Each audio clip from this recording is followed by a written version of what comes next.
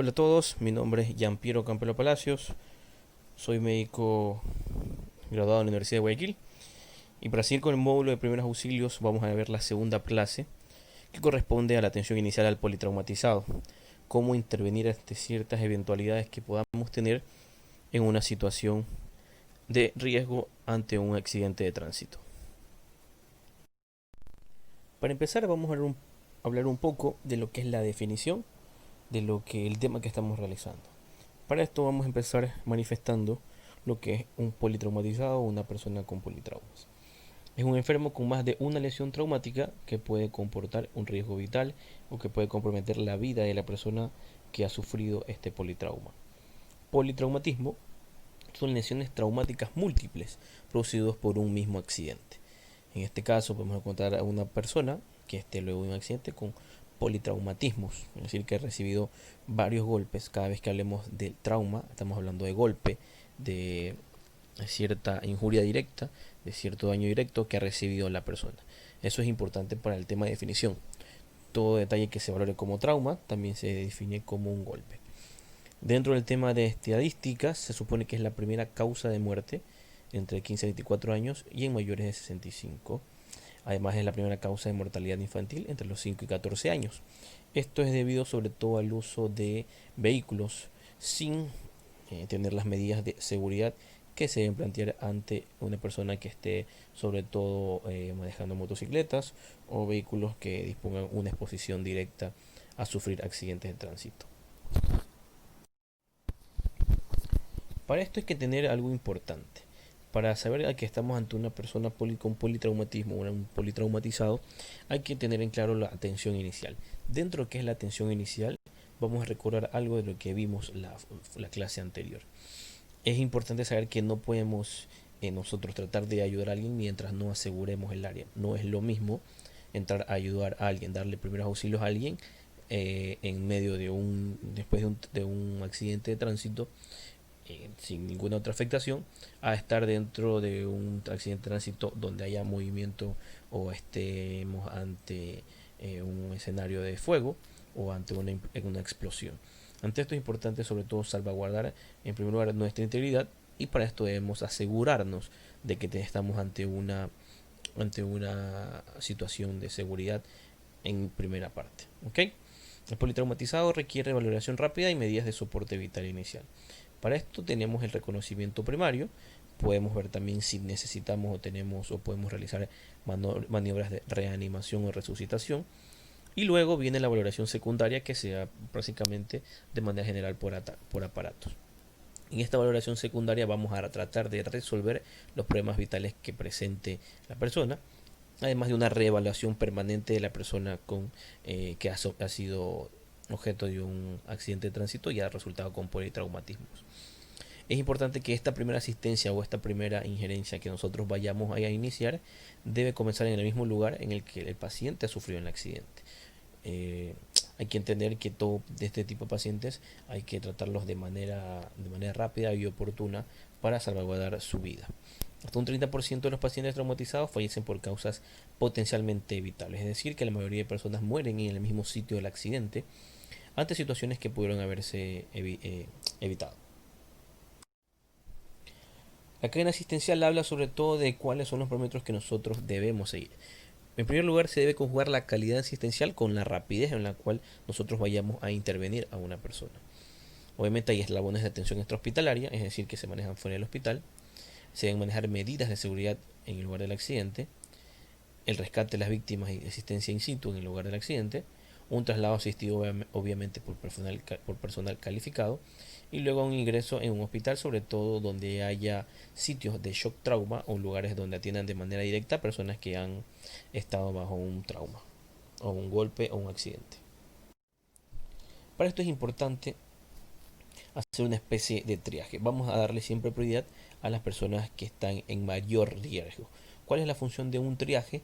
La función de un triaje es tratar de establecer parámetros para que nosotros sepamos ubicar a cada persona según su escala de daño en ciertos niveles de atención prioritaria. Es decir, mientras más daño tenga una persona, deberá necesitar mayor atención inicial. Para esto tenemos que el traje sirve para identificación de pacientes en situación de riesgo vital, Segundo, asegurar la priorización en función del nivel de clasificación. Y 3, asegurar la reevaluación de los pacientes que deben esperar. Por esto es importante manejar de cierta manera este tipo de triaje. Primero, si una persona contesta, habla, nos colabora, no está somnoliento o semicomatoso, es una persona que podría recibir atención de manera, de manera general al final de nuestro triaje. ¿Ok? Luego, si una persona no respira, entonces hay que tratar de garantizar siempre el tema de de la vía aérea. ¿Ok? Luego tenemos alteraciones como frecuencia respiratoria, relleno capilar y obedece órdenes sencillas, sí o no. Todo este tipo de pacientes que tengan dificultad respiratoria, llenado capilar retardado y que no obedezca órdenes o estén un semicomatoso o semiconsciente, van a tener prioridad para su atención. Las personas que obviamente tengan menos daños, que tengan lesiones leves, obviamente van a ir al final, pero son pacientes que se deben reevaluar constantemente. Como manifestamos, clasificación de triaje vamos a ser de inmediata y sin prioridad.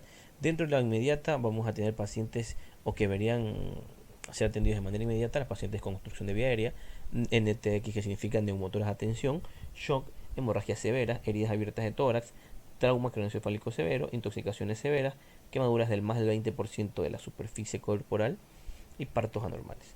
Y sin prioridad, obviamente, pacientes que han fallecido, lecciones extensas incompatibles con supervivencia y no respiración después de permeabilización de la vía aérea. Son pacientes que no tienen prioridad en este triaje. Ahora, ¿qué es importante dentro de la valoración inicial? La valoración inicial debe ser de forma ordenada y sistemática. Es decir, que el examen debe ser rápido, pero de manera rápida también debe ser ordenada. Y para esto vamos a tener 2 minutos principalmente. ¿Cuál va a ser nuestro objetivo? Valorar y tratar lesiones que amenacen la vida. Evaluar las funciones vitales, que ya lo vimos en la clase anterior. Empezamos con una mnemotecnia que es muy utilizada para este tipo de pacientes, que es el A, B, C y D de atención o de estabilización del paciente. Primero A, recuerden siempre de A de aire, que significa valorar o permeabilizar la vía aérea, ver si la persona tiene o no objetos extraños a nivel de la boca o si tiene dificultad para respirar. B, la respiración. Nosotros vamos, como ya lo habíamos visto, de manera un poco rápida en la parte primera de nuestras clases. La respiración es para ver la calidad de la respiración, cuántas respiraciones hacen y sobre todo la calidad de la respiración. C, circulatorio, que significa sangre. D, estado neurológico, es decir, si el paciente responde o no responde, si conversa o no conversa, si responde órdenes o no responde órdenes. Y por último la E, el exponer lesiones y protección térmica. Sobre todo E, de exposición. ¿Ok? Dentro de la evaluación secundaria, esta la vamos a hacer después de los 2 minutos y vemos que el paciente está bastante estable. Para esto tenemos varias situaciones que de manera general no las vamos a tratar de ser muy específicas, pero trata sobre todo en la inspección, en la palpación, percusión, auscultación y reevaluación de signos vitales. De manera general, para nosotros debe ser importante que la persona tenga buenos signos vitales. Segundo, que en la inspección no haya nada que nos llame la atención. Tercero, que no haya signos de sangrado. Y cuarto, de que no haya lesiones múltiples o deformidades en alguna parte de su cuerpo. Y por último tenemos que hay que recoger información, mecanismo lesional, antecedentes de la persona, quemaduras y sobre todo si ha estado en contacto con productos químicos. Aquí tenemos un poquito de imágenes para ayudar a concientizar lo que se está viviendo. Al lado derecho tenemos una de las causas más comunes de accidentes de tránsito que no se utilizan en las motocicletas, donde obtenemos un traumatismo directo, y en la otra tenemos un paciente que indudablemente parecería que es un paciente con politraumatismo. ¿Ok? Una persona que tiene ubicado un collarín, una persona que tiene lesiones a nivel de los miembros inferiores y sobre todo que está dentro de nuestra atención inicial debería ser una persona que debería tener prioridad por las múltiples lesiones que podría tener. Para entrar ya en detalle sobre nuestro ABCD que ya habíamos hablado previamente, tenemos que tener en cuenta que la vía aérea es lo que nos va a garantizar una buena recuperación en nuestros pacientes o en nuestras personas que estamos atendiendo. Para esto debemos entender que si hay obstrucción, vamos solo a tratar de ayudar a la persona, es decir, quitar la obstrucción si es que podemos ver algún objeto que haya dentro de la cavidad oral. Si encontramos un cuerpo extraño y podemos quitarlo, pues bienvenido sea, lo retiramos. Pero si la persona siente que tiene un malestar, de que no puede respirar porque tiene un objeto extraño, y nosotros al ver que dentro de la cavidad oral hay un dispositivo, hay un cuerpo extraño que no lo podemos sacar, es contraindicado retirarlo, porque esto puede hacer que nosotros hagamos más daño del que ya tiene el paciente. Para esto tenemos que garantizar siempre una superextensión de la cabeza, bajar la mandíbula y tratar de retirar el cuerpo extraño solo si lo podemos observar y lo podemos retirar. ¿Ok? Hay que ver también si tenemos hemorragia en cavidad oral, si hay un trauma facial grave o una quemadura inhalatoria. Signos de obstrucción a nivel de la vía aérea, lo que podemos saber: primero, un bajo nivel de conciencia. Toda persona semicomatosa o estuporosa vamos a considerar que tiene un bajo nivel de conciencia y tiene una alteración de su nivel de conciencia. ¿Ok? Puede tener estridor, ronquidos o afonía, una inadecuada alineación traqueal, tiraje y taquipnia, y además una escasa expansión torácica. Además de cianosis, todo paciente que presente signos de cianosis, es decir, un tinte morado a nivel de los labios o a nivel de las uñas, de los dedos de las manos, de los pies, estamos hablando de una cianosis que es periférica y ha contribuido o ha sido contribuido por una obstrucción de la vía aérea. Para hacer un buen manejo de la vía aérea es indispensable que tengamos cierta delicadeza a tratar de mantener una buena permeabilidad, porque esto nos va a garantizar que nuestro paciente no tenga daño, sobre todo a nivel cervical, a nivel de cavidad bucal, y sobre todo no se comprometa su vía aérea. Ahora, dentro del manejo de la vía aérea es importante saber que tenemos que hacer una apertura con elevación mandibular. No vamos a hiperextender, rotar o hiperflexionar la cabeza y el cuello, porque esto podría cargar o causar lesiones a nivel de la columna cervical que podrían provocar una compresión medular e incluso ocasionarle daño al paciente hasta causarle la muerte. Podemos hacer una desobstrucción con barrido manual, es decir, meter nuestros dedos y tratar de sacar la lengua para evitar que la persona tenga una broncoaspiración, mantener la permeabilidad con cánula orofaringia, y al final, cuando no hay una buena permeabilidad, la última opción siempre va a ser una traqueostomía percutánea, va a ser un orificio a nivel de la faringe, a nivel de la zona glótica, para ayudar a respirar al paciente. Estos son algunos de los dispositivos que se utilizan en la emergencia, sobre todo para tratar de garantizar la vida al paciente. Del lado superior derecho tenemos un dispositivo que se llama cánula de Guedel, que se utiliza para garantizar una permeabilidad hacia el nivel de la vía aérea, garantizar un buen acceso aéreo hacia la cavidad torácica a través de este dispositivo. Tenemos acá un dispositivo supraglótico, o también llamado mascarilla laringia, que se lo mete de esta manera en la presentación hacia arriba, se lo rota dentro de la cavidad oral y sobre todo nos garantiza un acceso de la vía aérea. Aquí por encima va conectado un dispositivo o también una bolsa de oxígeno denominada AMBU, que nos ayuda a oxigenar al paciente hasta que nosotros podamos garantizarle una intubación orotraqueal. Este tipo de dispositivos por lo general son usados por personal entrenado o en personal paramédico. Otro parámetro vital que debemos valorar en este tipo de pacientes con politraumas es la respiración. Para esto debemos entender algunas lesiones o las famosas T, que son neumotórax a tensión, tórax inestable, heridas torácicas abiertas o hemotórax masivo. Todas estas situaciones son lesiones que dan compromiso vital, es decir, que si no se hace una intervención rápida con este tipo de pacientes, el paciente podría o va a morir. En este caso hay que saber reconocerlas y sobre todo tener a la mano ciertos conocimientos básicos para tratar de ayudar a alguien que esté ante esta eventualidad. Hablamos siempre de una persona con inestabilidad cuando su frecuencia respiratoria es mayor a 35.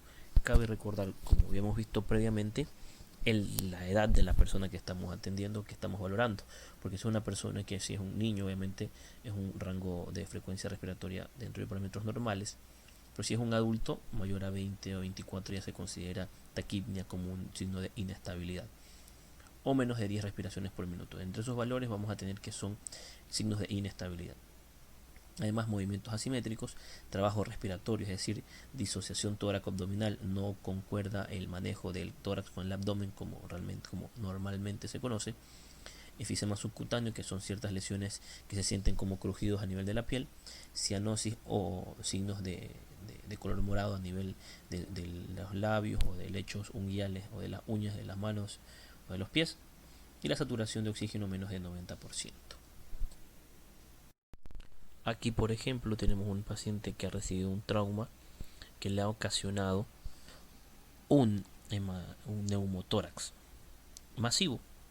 Ustedes pueden ver en la radiografía estándar de tórax como lo negro corresponde a lo que vendría a ser aire. Todo este pulmón debería estar del mismo color, pero vemos que aquí en la parte de abajo se ve radio opaco o blanco.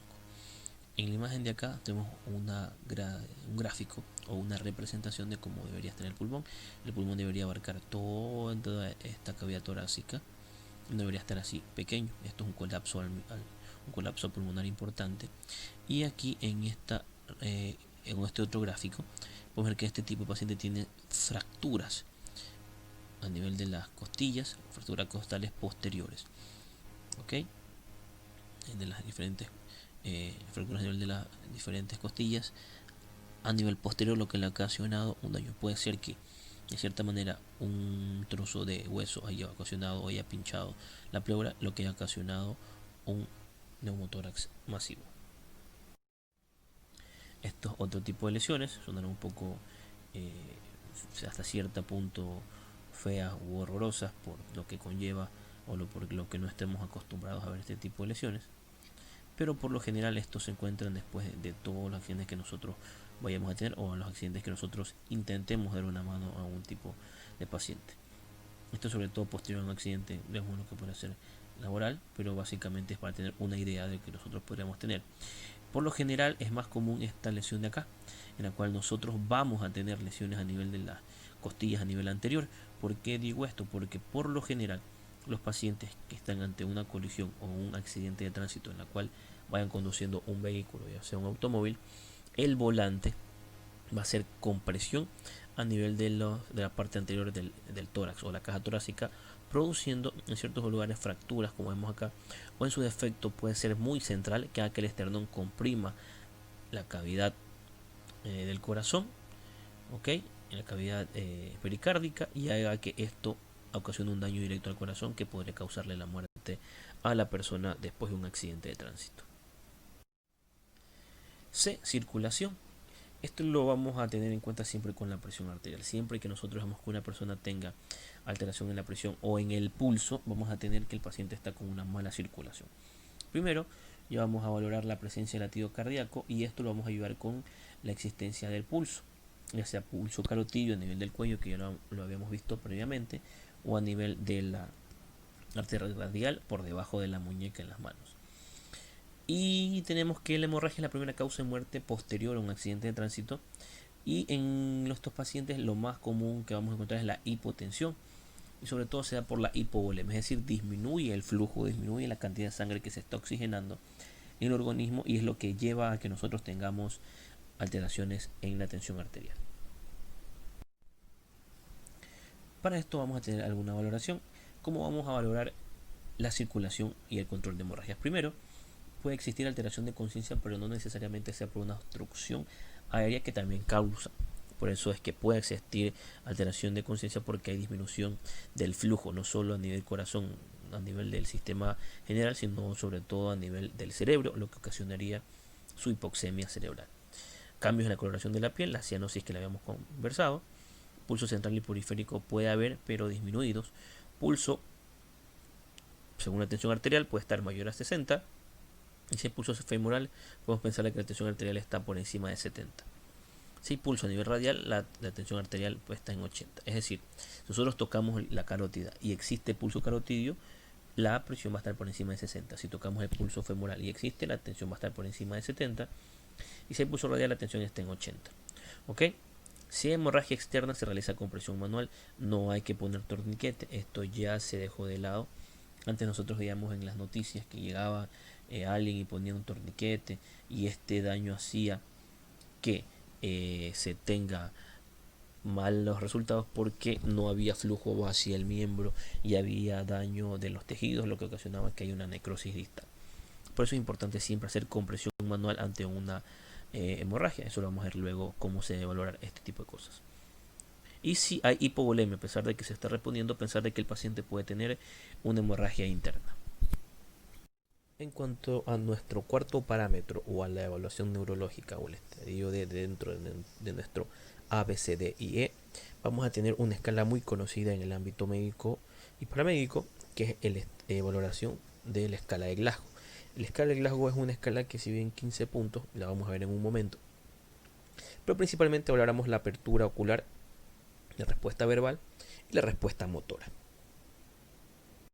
Para valorar nuestra escala de Glasgow, la escala de Glasgow que es muy conocida, como les mencioné en el tema médico, tenemos que utilizar básicamente estos tres parámetros, o mide estos tres parámetros. Primero, la apertura ocular, segundo, la respuesta motora y tercero, la respuesta verbal. En la apertura ocular lo vamos a dividir en 4 puntos, es decir, si la persona de manera espontánea colabora, le ponemos 4. Si el estímulo verbal recién nos responde, es 3. Si solo nos hace caras cuando nosotros le infligimos algún tipo de dolor, es 2. Si no tiene ninguna respuesta, es 1.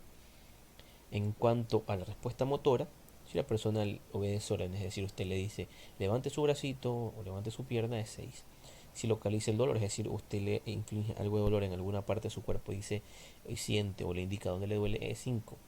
Si es una flexión normal, es 4. Si ya vemos que hay una flexión anormal o una extensión o ninguna, ya es mal pronóstico. Todas esas son menos de 3, lo que conllevaría a que a nivel cerebral hay un daño importante. La respuesta verbal, si la persona está orientada, es 5, es decir, usted le pregunta dónde se encuentra, qué le pasó, dónde vive, preguntas básicas que la persona pueda responder, es 5.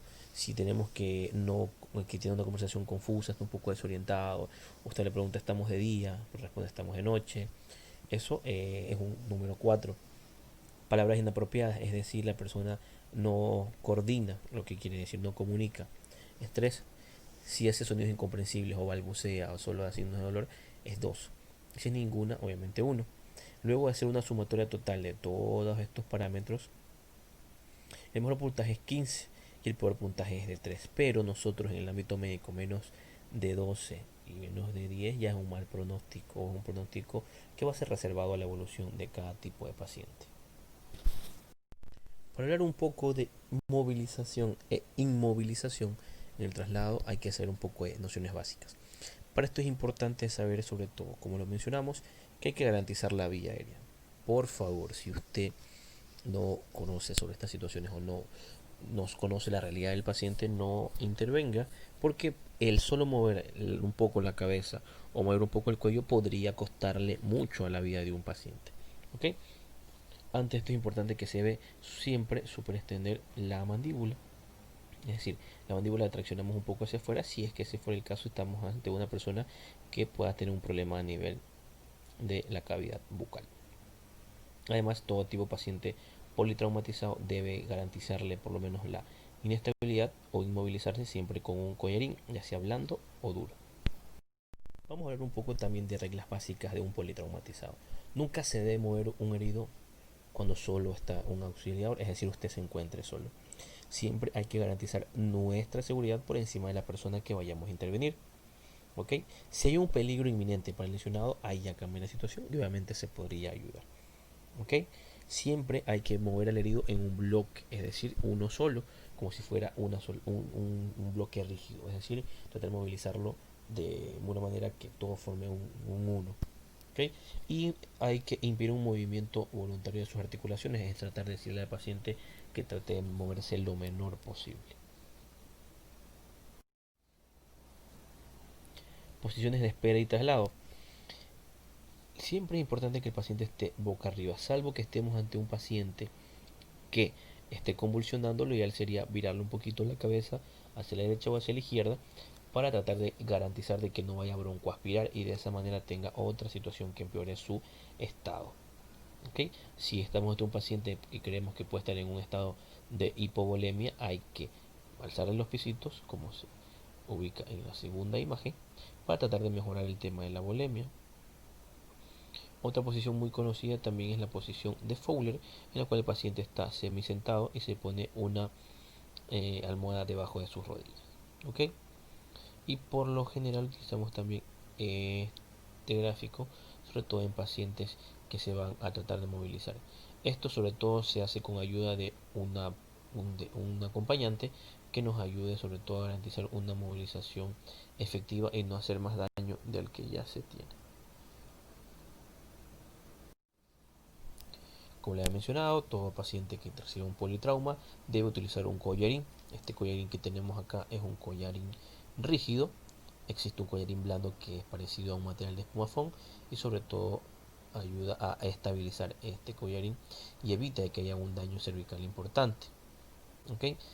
¿Qué es importante en toda esta situación? Si al colocar el cuello en posición neutra, es decir, el paciente está boca arriba o de cúbito supino, aparece dolor, déficit neurológico o hay compromiso de ventilación, no se debe inmovilizar al paciente y se pone el collarín en la posición en la que usted encuentra a la persona afectada.